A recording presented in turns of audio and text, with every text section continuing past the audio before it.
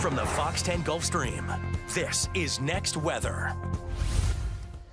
Well, the afternoons are starting to get a little warmer, but are we done with these freezes that we've been seeing? Meteorologist Michael White joins us. And Michael, how's your yard doing with all this frost? Well, I'll tell you what, Jason, I've been having to battle the weeds like crazy. I've had to constantly spray and spray and spray. The grass hasn't wanted to make an appearance yet, but the weeds are certainly showing up in my yard. Now, I know that we're going to be seeing things blossoming and blooming soon, especially since today we hit about 70 degrees in a few spots, and we're going to see mid to low 70s the next several days. But could we see a return of frigid air? That's the question. We all know we usually get those late season cold snaps, but this is the temperature outlook for the next 8 to 14 days. This takes us all the way through the end of the month and into the beginning of March, and you can see the whole eastern half of the nation is projected to see temperatures above average, where the West Coast is going to see temperatures below average. Now, I've mentioned before that if you wait till March, you're usually okay. This is a map of the last spring freeze, and this is a 30-year average that goes from 1991 through 2020. You'll notice that our section of the Gulf Coast is in purple, light purple. Northern Alabama has some light green, but we are in light purple. So what does that mean? I'll zoom in tighter toward that. Light purple means the last freeze typically happens around the first 2 weeks of March, March 1st through March 15th. The coastline, where you see a little darker shade like Gulf Breeze, Orange Beach, yours is the end of February. So when would it be safe to plant something?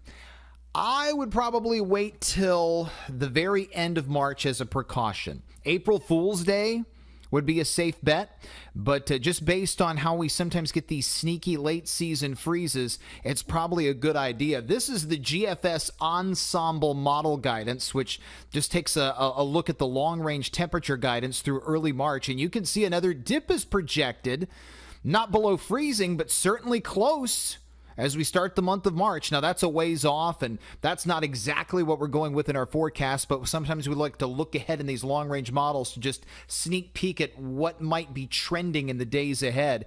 And it looks like we could see a drop as we get ready to start next month. So you don't want to plant something and then all of a sudden it freezes and it dies and you have to start all over again. So it's always best to wait until after we get the final freeze. Now, there's a good chance we've already seen the final freeze. We might get a drop in temperature and it stays above freezing, but our viewing area is large. You got places along US 84 that get much colder. Washington County, Clark County, Monroe County, Connecticut County.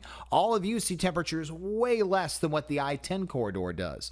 So I think a good rule of thumb is wait till at least April Fool's Day before deciding to plant something in your garden or blossoming up your yard. I just think it's a safe bet because the probability of a freeze after that is very low, at least this far south.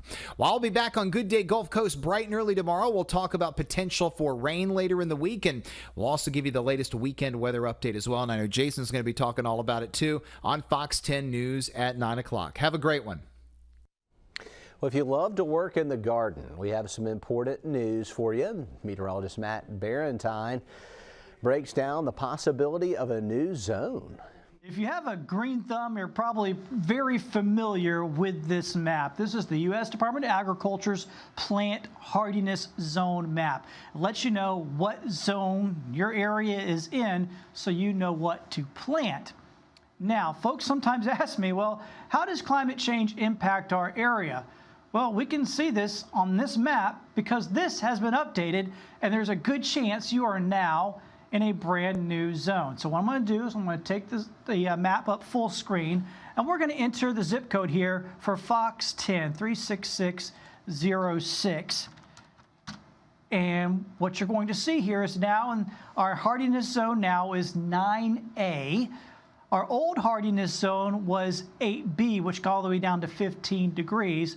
You notice there's now a temperature change between 2012 and 2023 of 3 degrees Fahrenheit. So that put us in a new plant hardiness zone. This is something you can do no matter which zip code you live in. You can go and check out the details right down to the street level here on this map. So does that mean everybody now can go out and plant satsumas?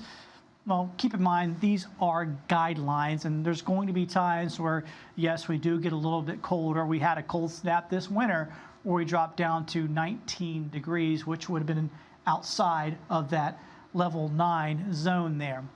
So it's just a guideline, but it is interesting to see, and it may very well be that you are in a new plant hardiness zone, so you may want to go check that out at the USDA's website.